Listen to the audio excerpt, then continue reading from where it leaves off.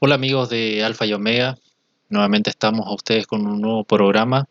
Hoy vamos a estar hablando un poco acerca del conflicto árabe-israelí, o más que nada el conflicto entre judíos y musulmanes, o las fuerzas del Hamas, algo del Hezbollah, pero para entender un poco cómo se inició todo esto, por qué están en lucha.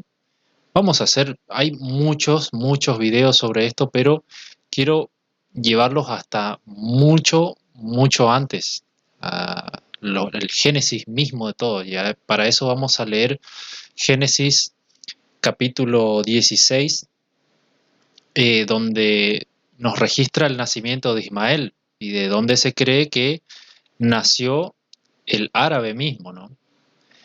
Porque si después lo leen ustedes o ya deben conocer la historia de que Ismael o los descendientes del mismo se convirtieron en beduinos, en gente viajera, los propios ismaelitas, aquellos que eh, llevaron a José a Egipto, ¿no? Que fue vendido por sus hermanos y llevado posteriormente a Egipto, ¿sí?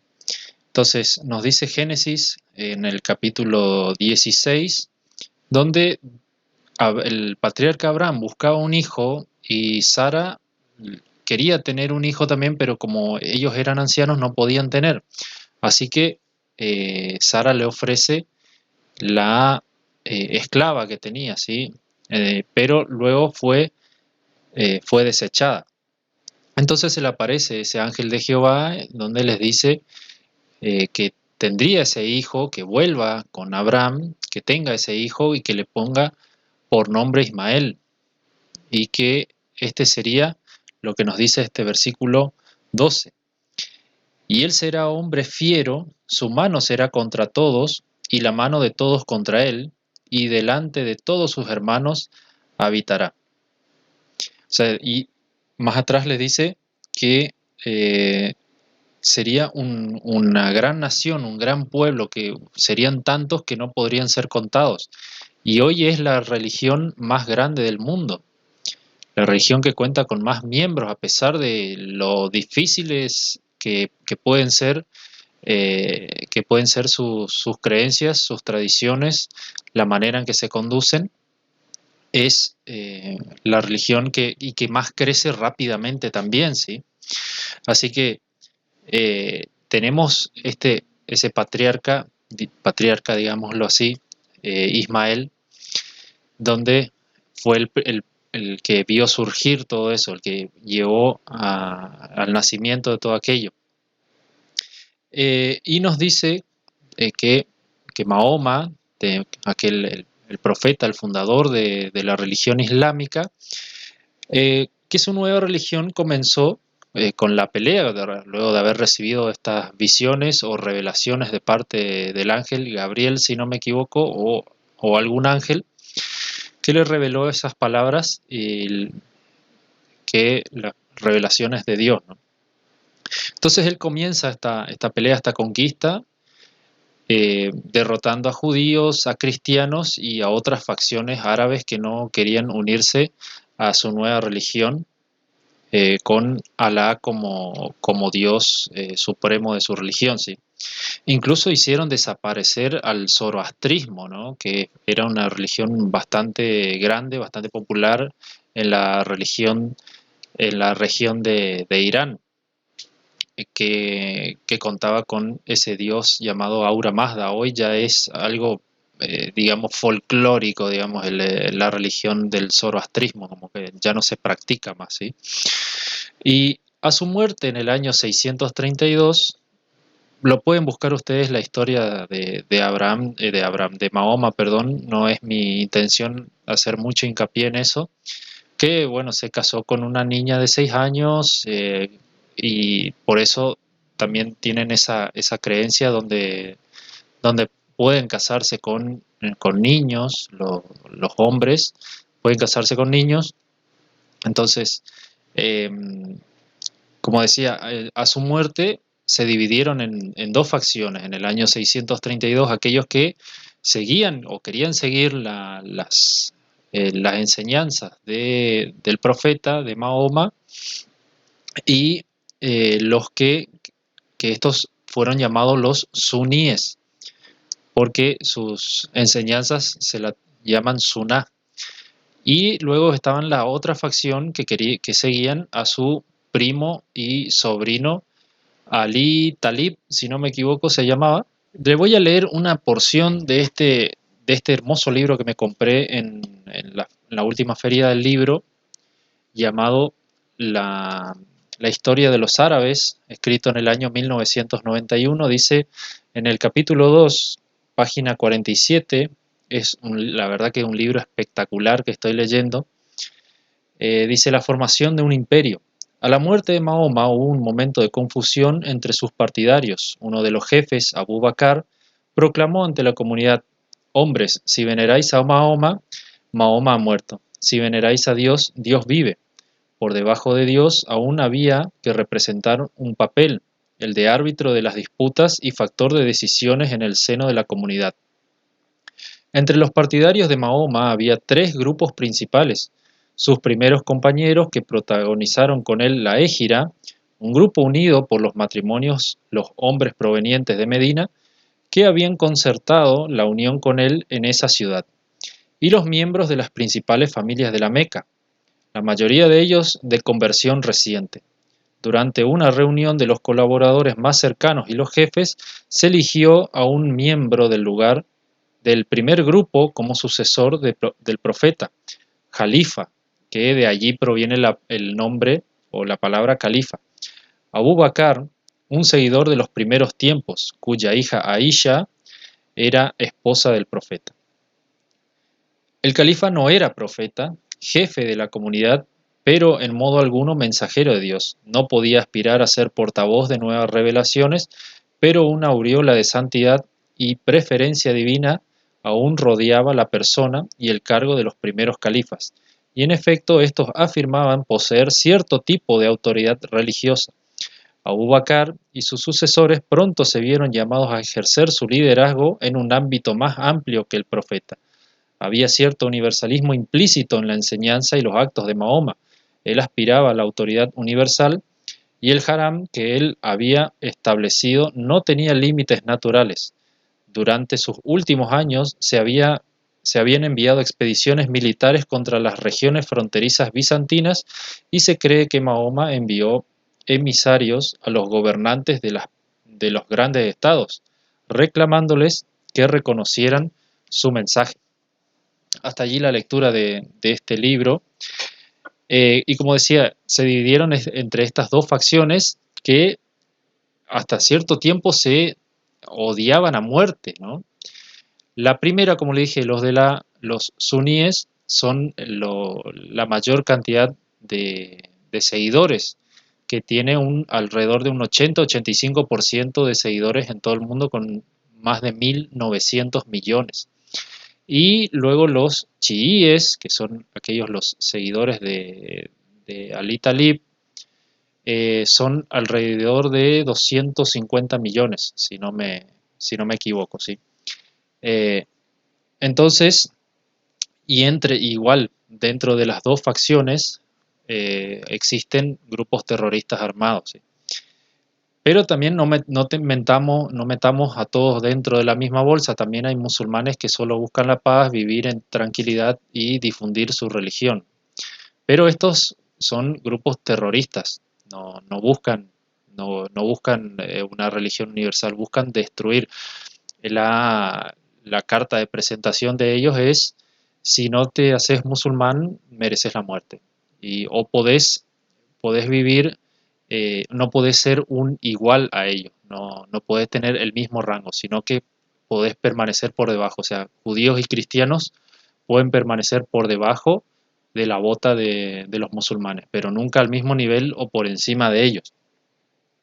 Así que allí vemos también esa fiereza, como decíamos recién, acerca de Ismael. Y algo que quería mencionar también era que la palabra para fiero, allí traducida, es la misma que se usa en Jeremías capítulo 2, versículo 24, donde habla acerca de ese asna montés, que es un animal muy salvaje. Así que el instinto, ¿no? de Ismael sería algo muy salvaje, y así lo vemos, cómo tratan tanto a sus semejantes, a sus mujeres y a las personas que le rodean, ¿sí? Que los tratan salvajemente. Pero como dije, no metamos a todo dentro de la misma bolsa. Hay un libro espectacular, creo que es posiblemente uno de los mejores libros, mi top 5, digamos, de libros, de los mejores libros que leí en mi vida, que se llama Alamut, escrito por Vladimir Bartol en el año 1938, donde cuenta a manera de novela acerca de la fortaleza de Alamut, que se encuentra en Irán. Ambientada en el siglo X, cuenta la historia de Hassan Saba y la secta de los Hashashin, de donde proviene la palabra asesinos.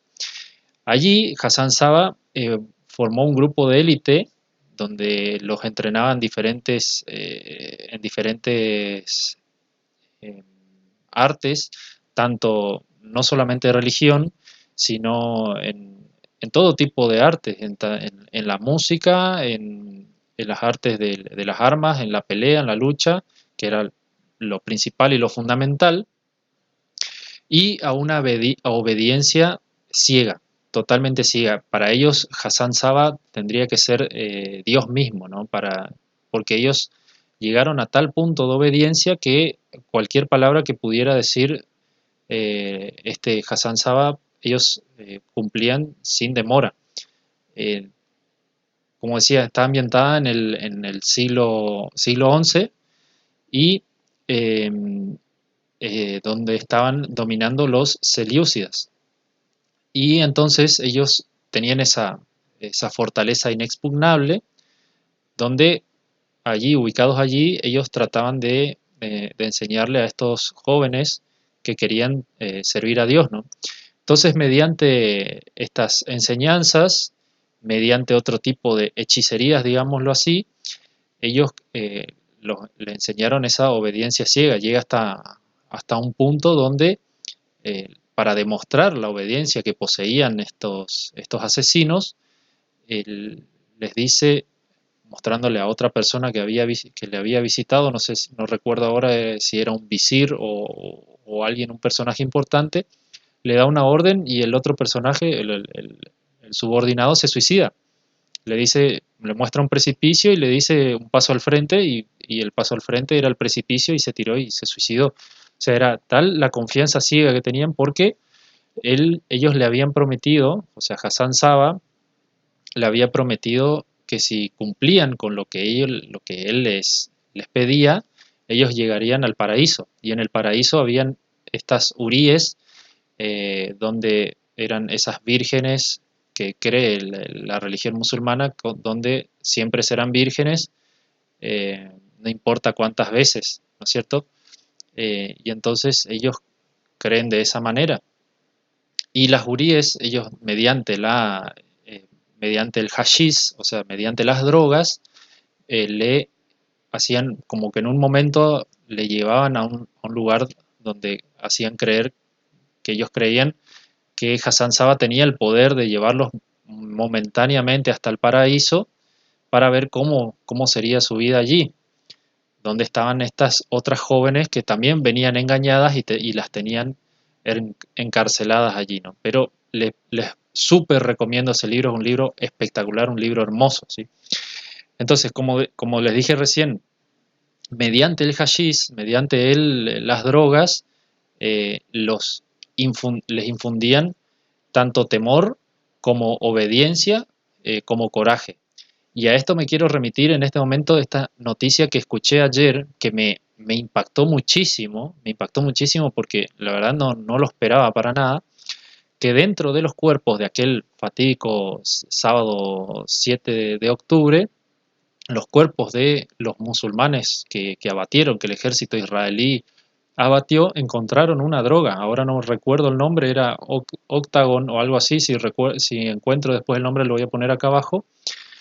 Una droga que dice que es como el Paco de los pobres. también allí en aquella zona, que es una pastilla donde les hacían que vienen como pastilla y como eh, inyectable también. Así que me impactó muchísimo haber escuchado eso, o sea, la reminiscencia o la comparación entre esta historia de Hassan Saba junto con lo que pasó hace poco, esos días, eh, es asombrosa, ¿no?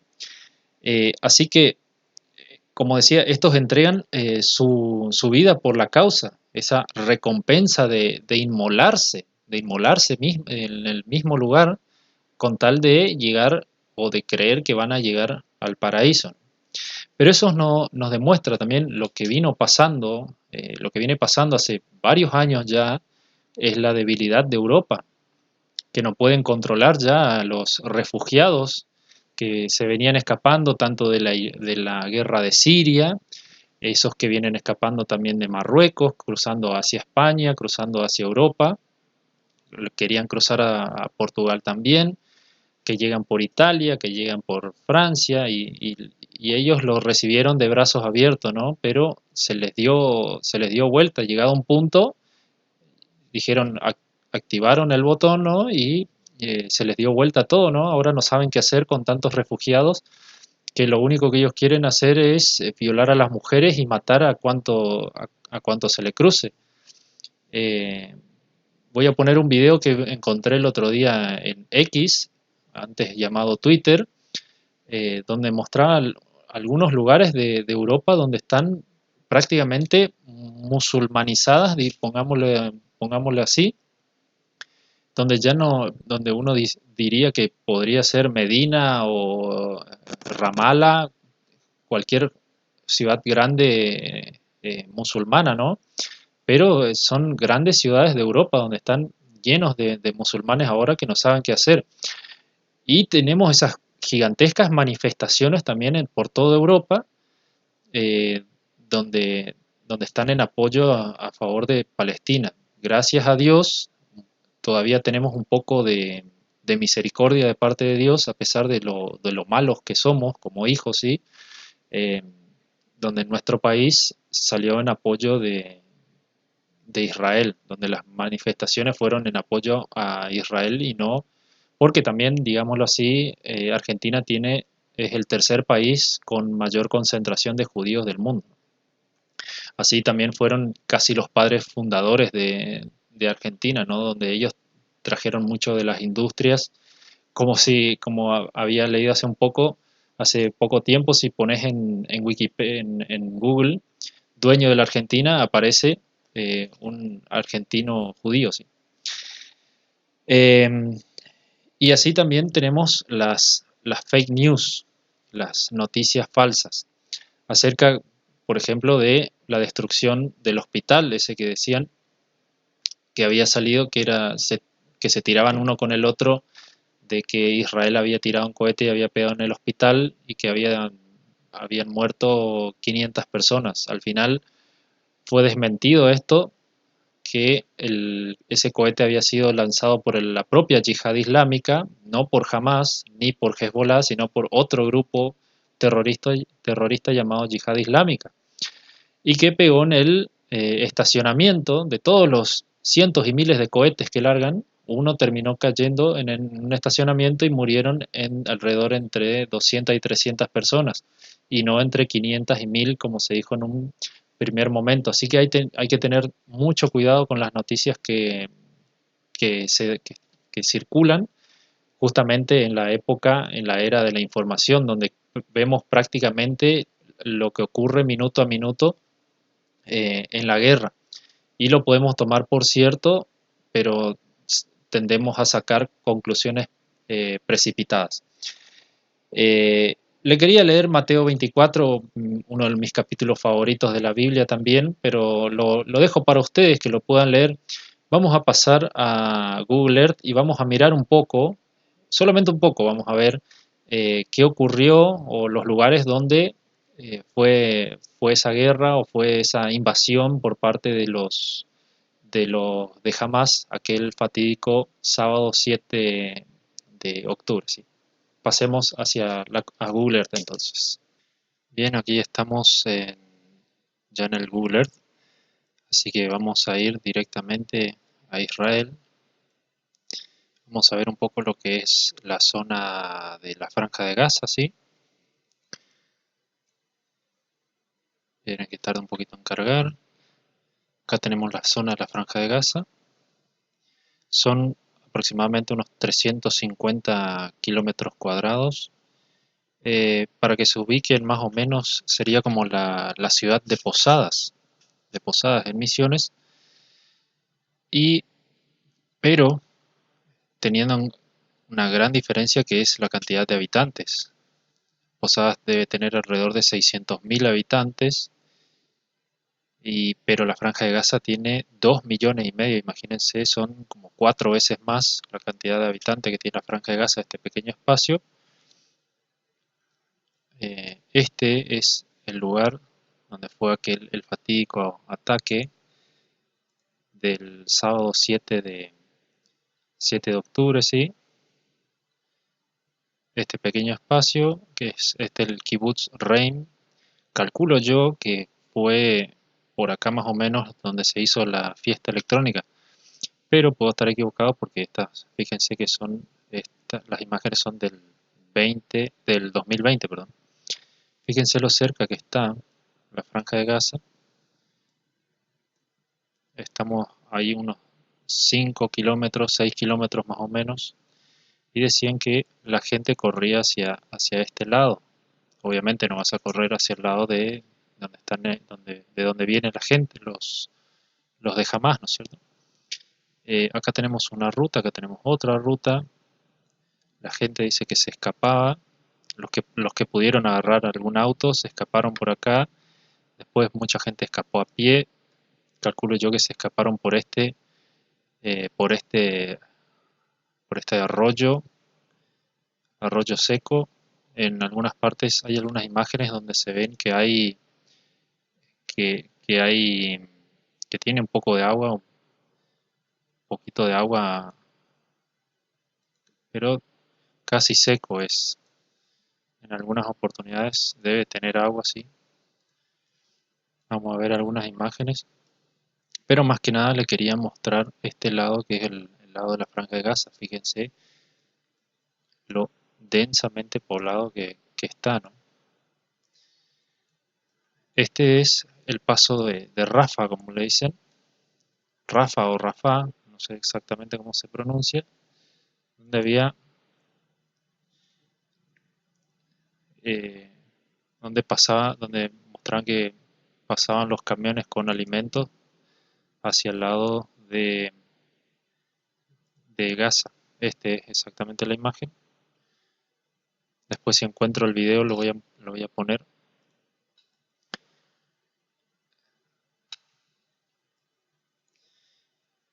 para que nos ubiquemos un poco. Entonces,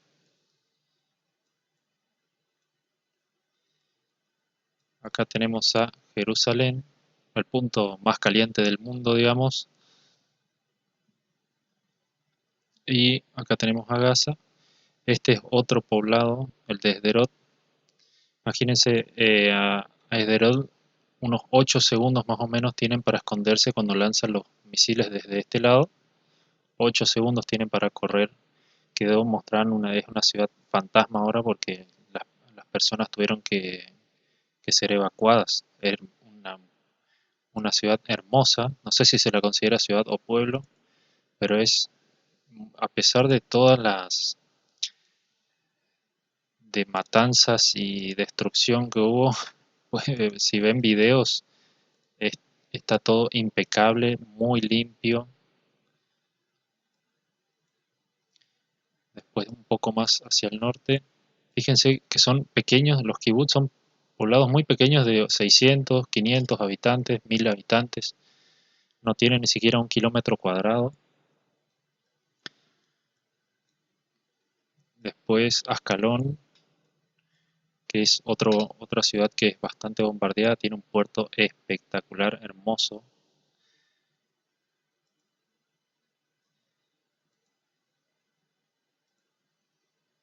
A mí me encanta mirar fotos muchos de Israel o ver toda la zona de Israel.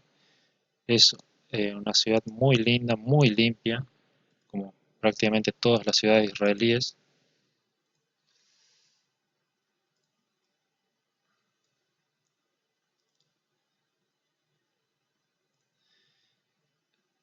Luego un poco más al norte, esto es lo que tenemos de la Franja de Gaza, ¿no? Donde atacan, pero quería mostrarle un poco del lado de donde empezó a atacar Hezbollah, que es del lado del Líbano. Disculpen que tarda un poco cargar porque estoy ocupando varios programas a la vez para grabar la pantalla y el Google Earth también ocupa bastantes recursos. Eh, Acá un poco más, acá Narilla. Le quería mostrar también un poquito este poblado que está bastante cerca ya de la franja del Líbano. Acá comienza el Líbano, acá está Narilla. Acá vive la hermana de un conocido. También es hermoso, las imágenes que estuve viendo es muy lindo.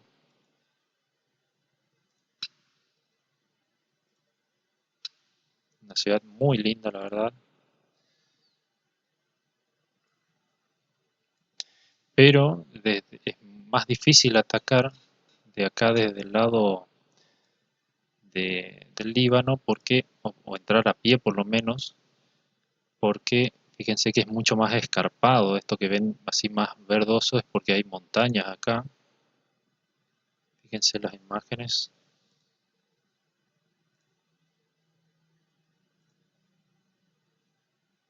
Y acá de golpe empieza planicie, ¿no? Sería el valle en realidad, porque está la montaña, acá sería el valle.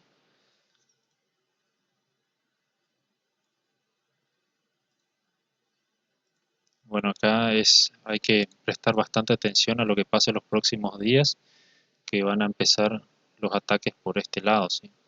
Al lado de, de Hezbollah.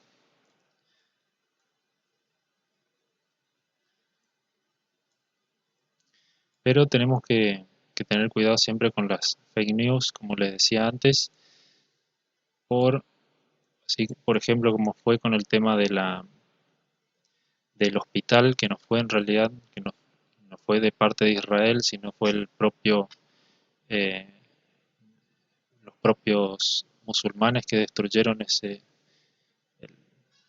esa zona del estacionamiento al lado del hospital. Fíjense lo hacinados que viven esta gente, ¿no? Y mucha gente, la mayoría obviamente son eh, pobres víctimas, ¿no? Porque esta zona la conquistó Egipto, creo que en el año 52, y metió a toda esta gente acá. Y ellos se lavaron las manos y les dejaron a su suerte, no se hicieron cargo a pesar de que sean sus hermanos musulmanes y todo lo que ustedes quieran,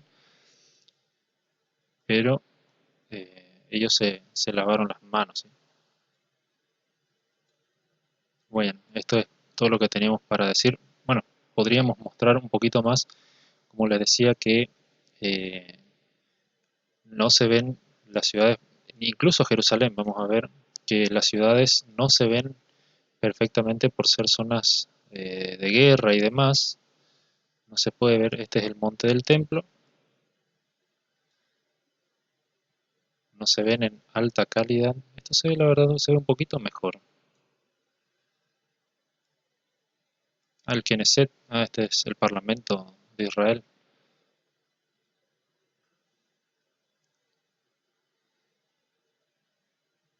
Sí, este se ve mucho mejor, la verdad.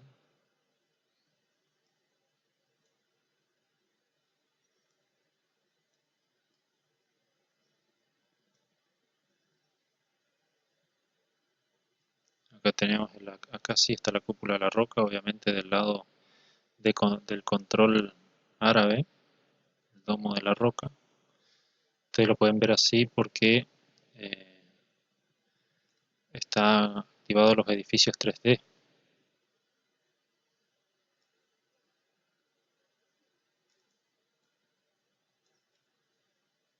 Bien, entonces esto era lo que teníamos para compartir un poco acerca de la zona de la Franja de Gaza y de conocer un poco acerca de lo que está pasando en Oriente Medio. Ya iremos viendo más información al respecto. Muchas gracias y hasta la próxima.